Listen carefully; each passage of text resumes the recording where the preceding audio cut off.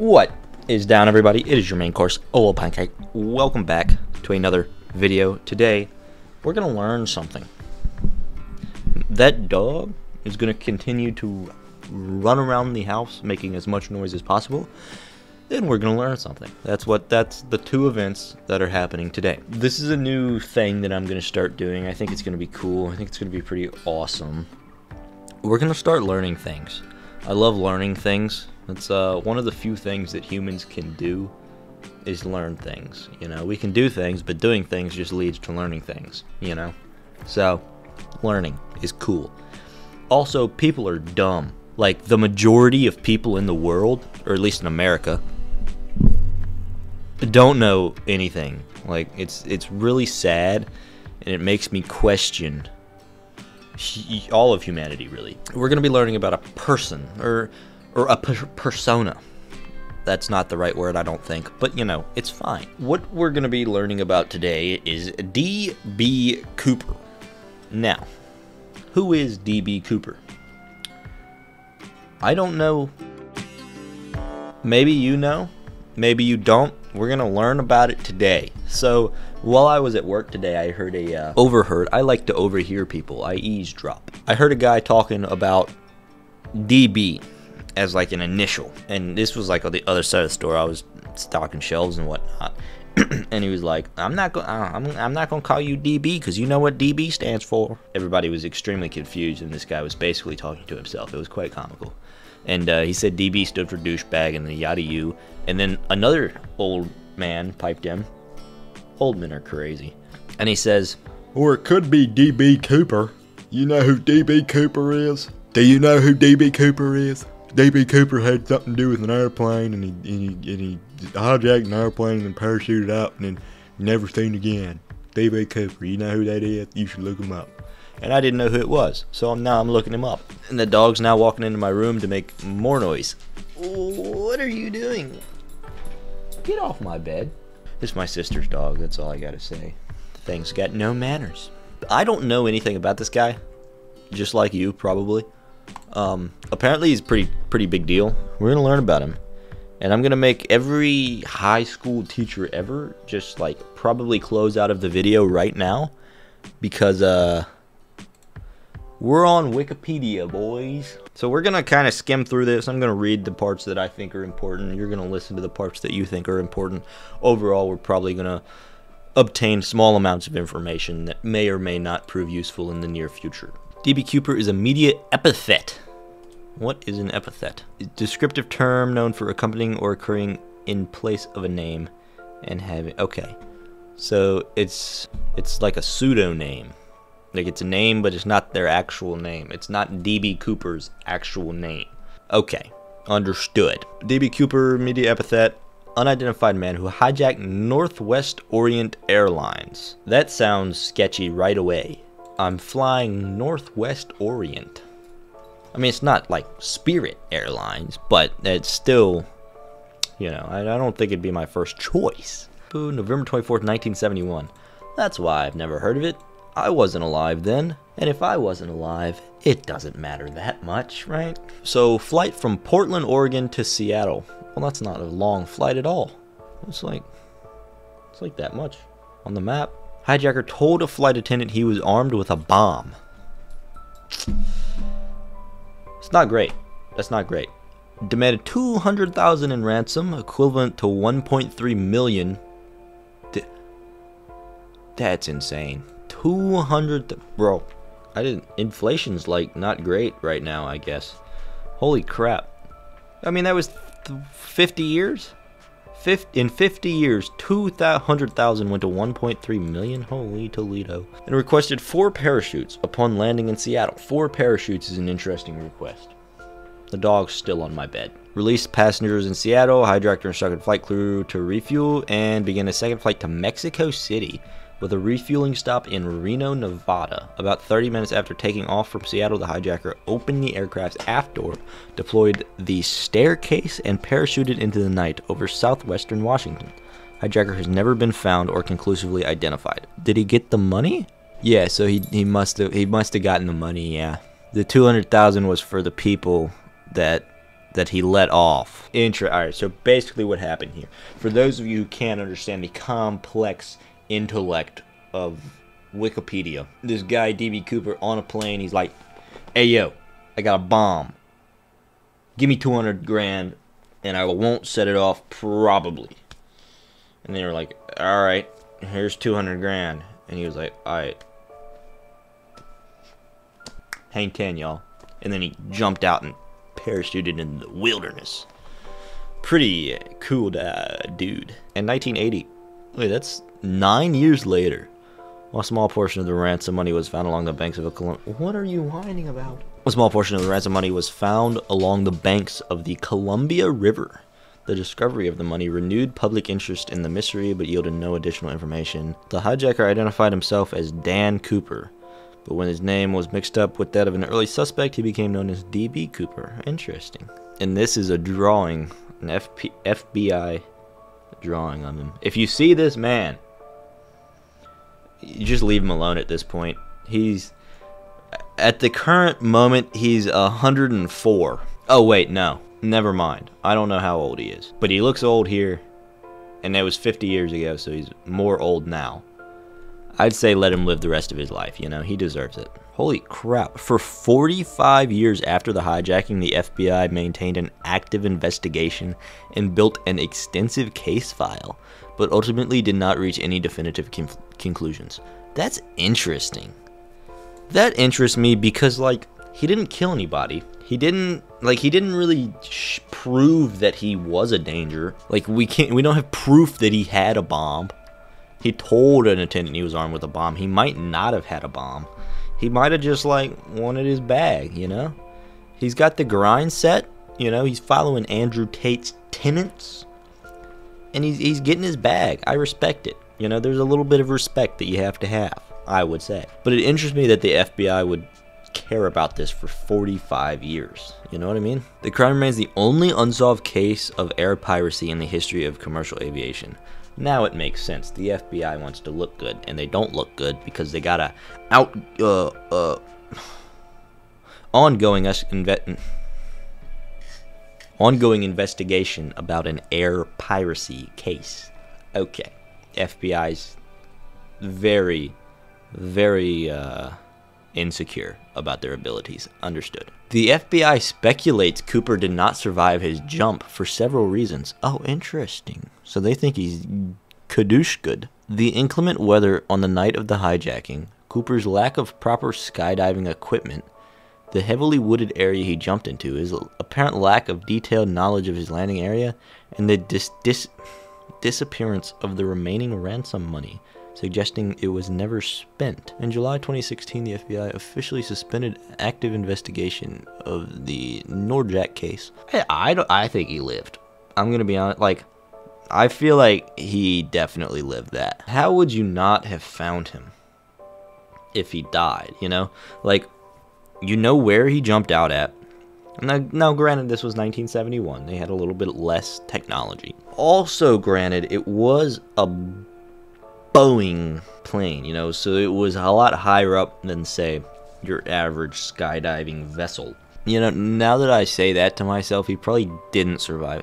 Here's what I would say happened. Alright, FBI, if you're watching this, here's my explanation for you. What probably happened was he jumped out and he probably popped his chute like way too early. Because, like, I know me, right? If I was gonna hijack a plane in 1971, I'd probably just jump out of the plane and then, like, foop, and pop the parachute, you know? Hear me out. If it doesn't open, you know, if you try, like, right away and it doesn't open, you know, you've got time to enjoy the scenery of your final fall into oblivion, you know, and the unknown of the afterlife. If you wait too long and then pull it and it's like, oh crap, well, I'm dead and I didn't get to see, you know, the forest. I didn't enjoy the scenery, you know? That would be my train of thought. But then again, I'm slightly different than the average human. I would say he probably popped his chute way too early, and then the wind probably carried him all around, and I'd say he's probably still up there, flying around in the upper stratosphere. That's my hypothesis. led rapidly to major changes for aviation and stricter security measures. Metal detectors were installed. Baggage inspection became mandatory. That's absolutely like wild to me, especially like I've never known like a pre 9/11 airport, yeah. So like every airport I've ever been to is like security is like shink badink, you know. You don't mess around with airport security. But like they didn't even have metal detectors in 1971. Bag inspection was just like an option. That's wild. Hijacking. Edit. Oh crap, I could edit this and spread some misinformation. One of my favorite things to do on a Wednesday afternoon. On Thanksgiving Eve, a man carrying a black attaché case. What is that? Oh, a briefcase. Okay, that's boring. Approached a flight counter, UD-do, using cash. He bought a one-way ticket. On his ticket, he used Dan Cooper. Yep. White males, mid-40s, dark hair. Okay, carrying a briefcase and a brown paper bag. The brown paper bag should have been a suspicion. He ordered a drink, bourbon and 7-Up. That's an interesting combination. I don't know about you, but like if I was about to hijack an airplane, I don't think alcohol would be my drink of choice. Because like, it's not going to help you any, you know? If like the only possible thing that a bourbon could do is harm your hijacking attempt, you know? Crew of 6 and 37 passengers aboard. The flight left Portland on schedule at 2:50. Shortly after takeoff, Cooper handed a note to the flight attendant sitting in the jump seat directly behind Cooper. Assuming the note was a lonely businessman's phone number, Schaffner dropped the note unopened into her purse. Cooper then leaned forward and said, "Miss, you better hold on. What voice would D.B. Cooper have? Miss, you better look at that note. I have a bomb." Schaffner opened the note. In neat all-capital letters printed in the felt, Cooper had written, "Myth, I have a bomb in my briefcase and want you to sit by me." Oh, he's such a flirt. Yaddy-doo. Returned it to Cooper, sat down. Yaddy-doo. Cooper closed the brief... Oh, wait. He opened his briefcase. 2 rows of 4 red cylinders, which he assumed was dynamite, attached to the cylinder over large wires and large cylindrical battery. Yeah, that could be a fake bomb. Genuinely. Like, that could easily be a fake bomb. Close the briefcase. Yoody-doo. Yaddy-da. 200 in a knapsack. We kind of just inferred all of this. I feel like this isn't that necessary. Alright, let's move on. Passengers released. Here we go. Around 24 Pacific Standard Time, Captain Scott was informed the parachutes had been delivered to the airport and notified Cooper they would be landing soon. At 5:46, Flight 305 landed. So it's 22 minutes later. Cooper Smith Scott parked the aircraft on the partially lit runway away from the main terminal. Cooper demanded that only one representative of the airline approach the plane with the parachutes and money, and the only entrance and exit would be through the aircraft's front door via the mobile stairs. To avoid the possibility that Cooper might mistake Lee's airline uniform for that of a law enforcement officer, he changed into civilian clothes for the task. That's smart. I would not have thought about that. I would have probably caused the plane to explode. Cooper agreed to release the passengers as they debarked. Cooper inspected the money. In an attempt to break the tension, Mucklow jokingly asked Cooper if she could have some of the money. Cooper agreed and handed her a packet of bills, but she immediately returned the money and explained accepting gratuities was against company policy. That's a little goofy. That's a little funny. Are you hungry, Susie? That's kind of funny, actually, that he was just like, yeah, sure. She said Cooper had tried to tip her and the other 2 flight attendants earlier in the flight with money from his own pocket, but they had each declined, citing the policy. Only Cooper and the 6 crew members remained on board. Mucklow made 3 trips outside the aircraft to receive parachutes, which he brought to him in the rear of the plane. Schaffner asked Cooper if she could retrieve her purse. Cooper agreed and told her, "I won't bite you." Flight attendant Alice Hancock then asked Cooper if the flight attendants could leave, to which he replied, "Whatever you girls would like," so Hancock and Schaffner debarked. When Mucklow brought the final parachute to Cooper, she gave him printed instructions for using the parachutes, but Cooper said he didn't need them. A jack of all trades, I see Mr. D.B. Cooper would be. Quite interesting. Problem with the refueling caused a delay. Happens. During the delay, Mucklow said Cooper complained the money was delivered in a cloth bag instead of a knapsack as he had directed, but he now had to improvise a new way to transport the money. Using a pocket knife, Cooper cut the canopy from one of the reserve parachutes and stuffed some of the money into an empty parachute bag. Oh, that's interesting. He did a little rigging, a little on-the-fly thinking. Okay, wanted a face-to-face meeting with Cooper. Cooper was like, nah, bruh, that's whack. He became impatient. Let's get this show on the road.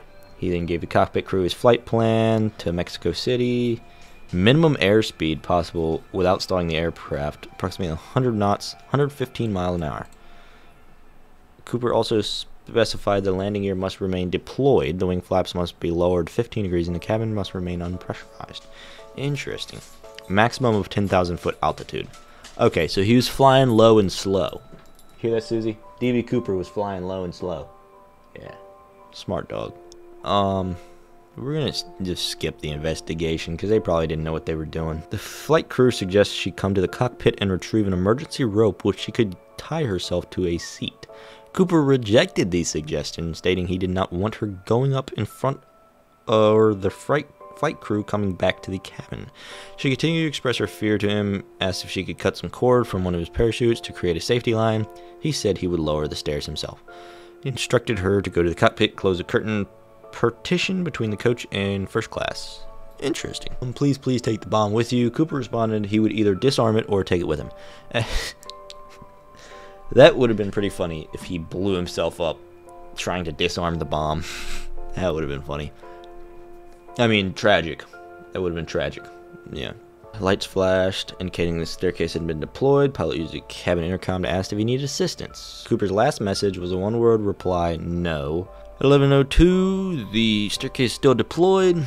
They landed. Everybody was there. Cooper was not. Bomb squad cleared it. Well, if you ask me, this guy's just getting his bag. This guy's just hanging.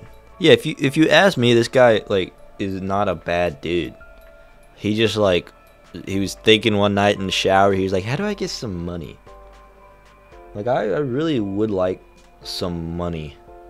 This job at Burger King it's great and all. I'm very grateful for the opportunity, but I don't see the trajectory going up. You know, it's kind of staying flat, staying constant, kind of parallel to successful people's trajectory, just not really changing much. And he probably decided he was going to change it himself, which I can respect. And he didn't kill anybody, which is great. During the forensic search of the aircraft, FBI agents found 4 pieces of evidence, each with the direct physical link to Cooper. A black clip-on tie. The clip-on tie goes hard, DB. I like it. A mother-of-pearl tie clip. A hair from Cooper's headrest. And 8 filter-tipped Raleigh cigarette butts from the armrest ashtray. That sounds like DNA all over to me. By late 2007, the FBI had built a partial DNA profile from samples found on his tie. However, the FBI also acknowledged no evidence linked Cooper to the source of the DNA sample. Yeah, it could be someone else's DNA on the tie. That makes sense. Yaddy-doo. Alright, hair samples. What's up with the hair samples? This should be, easy. FBI agents, well, hair actually isn't that easy to retrieve DNA from, but anyway. FBI agents found 2 hair samples in Cooper's seat, a single strand of limb hair on the seat, and a single strand of brown Caucasian head hair on the headrest. The limb hair was destroyed after the FBI crime laboratory determined the sample lacked enough unique microscopic characteristics to be useful. Yep. However, the FBI crime laboratory determined the head hair was suitable for future comparison and preserved the hair on a microscope slide. During their attempts to build Cooper's DNA profile in 2002, the FBI discovered the hair sample had been lost. Lost? Or destroyed? Sounds like DB's in the FBI. DB's probably in Mexico living it up with a senorita, actually. But that's beside the point. Cigarette butts. In the armrest ashtray of seat, agents found 8 Raleigh filtered tip cigarette butts. The investigator was unable to find fingerprints and returned the butts to the field office. 1998, FBI sought DNA, but discovered the butts had been destroyed while in the custody. You know, I would say there's a lot of coinkydink going on there with the necktie DNA, the hair sample DNA, the cigarette butts DNA, the cigarette butts being destroyed, and the hair being lost. I don't know about y'all. Sounds fishy. Actually sounds like the FBI in the late 90s was not really, didn't exactly have their things together. Don't really care about the ransom money, not too worried about that. Parachutes, yeah. Theories, hypothesis, and conjecture. Here we go. Where's the conspiracies? I want to see a conspiracy theory. This is all actual theories. Suspects. Oh, here we go. Ted Braden. Hey, if you're watching this, man, good job on the hijacking. You know, people talk bad about hijacking, but to hijack an airplane without killing anyone, that's kind of impressive. You know, that's kind of impressive. He's a Vietnam War skydiver. Nah, he didn't do it. Kenneth Peter Christensen. This guy sounds suspicious. Convinced that his late brother Kenneth was Cooper. Ooh. After repeated futile attempts to convince the FBI and author and film director Nora Ephron, he contacted private investigator. 45 at the time of hijacking, he was shorter, thinner, and lighter in complexion than eyewitness descriptions of Cooper. He smoked, displayed fondness of bourbon. Schaffner told the reporter that photos of Christian fit her memory of the hijacker's appearance more closely than those of other suspects. Despite the publicity, FBI stands by its position that it's not the prime suspect. Cites a poor match to eyewitness physical. Dude, that's like not. I don't know if I agree with that. I think it's this guy Kenneth right here, Jack Caufelt. Nah, I don't even need to read that. Len Doyle Cooper? Nah, it's not him. Barbara? It could be Barbara. Nah, I'm pretty much convinced. This is a lot of suspects. I'm not reading all this. I'm pretty much convinced that it's Kenneth. I'm about 90% sure it's Kenneth. All right, this is a 30-minute recording. I went a little too deep on this one, I may think, but very interesting. I'm gonna give my theories. All right, you ready for my theories? D.B. Cooper is Kenneth, of course. I mean, we've established that. But I would say that D.B. Cooper, all he needed, he was trying to get that bag, right? He had the grind set. He had a time machine, obviously. He had a time machine, went forward in time, 2022, started watching some Andrew Tate. He was like, holy crap, this guy's got a point. I got to get on the grind set. And he was like, wait, it was much easier to be on the grind set in 1971. Than it is in 2022. So he went back in time to when he built his time machine, right? I think Marty McFly was somewhere involved in this, but he's not really that important to the story. Travels back in time, okay? And he's like, all right, grind set. What's changed? And he's like, all right, airplanes have changed a lot. It's not at all difficult to hijack an airplane right now. So then he did it, and he was like, how much money do I want? He's like, I can't ask for too much or the government just straight up won't have it. I mean, it's 1971. I'm thinking about the economy, so if I ask for too much, they'll just print it, and inflation, going up. So, well, not too much. Yeah, 200K. That's 1.3 mil in the future. That's adequate. And then he just did it, and then he parachuted out. He was a master parachuter. He learned about that in his free time, watching YouTube videos in 1971. I parachuted down. Landed in the trees. He got kind of stuck in the trees, but he used telekinetic powers to talk to a bear that helped him down. Bears are really nice if you can telekinetically talk to them. It's really cool. Most of you probably don't understand that. I do. Me and DB, we have that in common. And yeah, then he walked to Mexico. He actually he called up Forrest Gump actually to get some running tips, because obviously Forrest is a well-known runner, jogger per se. Cross country is his forte per se, and called him up. He was like, yeah, you just gotta run. And DB took the advice and ran to Mexico. Got him a nice little house. Bada bing, bada boom. He's still hanging out on a beach today, watching this video. DB, high five, brother. Bow. And that, ladies and gentlemen, is the story of D.B. Cooper. I hope you learned something today, and I hope you're ready to learn more in the future. Thank you guys so much for watching. Have an absolutely wonderful rest of your day, and I will see all of y'all later.